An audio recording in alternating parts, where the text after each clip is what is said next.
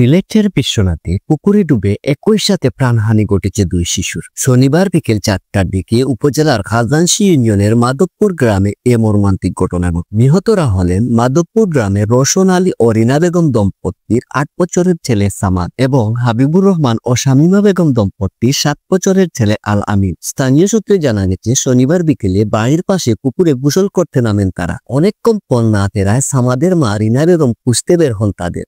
এক পর্যায়ে পুকুরে নেমে শিশু দুটিকে ডুবে থাকতে দেখেন তিনি। পরে আত্মীয় স্বজন ও স্থানীয়রা দ্রুত উদ্ধার করেন তাদের। তবে উদ্ধারকৃত অবস্থায় তারা নিথর থাকায় উপস্থিত লোকজনই তাদের মৃত ঘোষণা করে। ঘটনার সত্যতা নিশ্চিত করে বিশ্বনাথ থানার ওসি এনামুল হক চৌধুরী বলেন, এ ঘটনায় থানায় অপমৃত্যু মামলা দায়ের হয়েছে।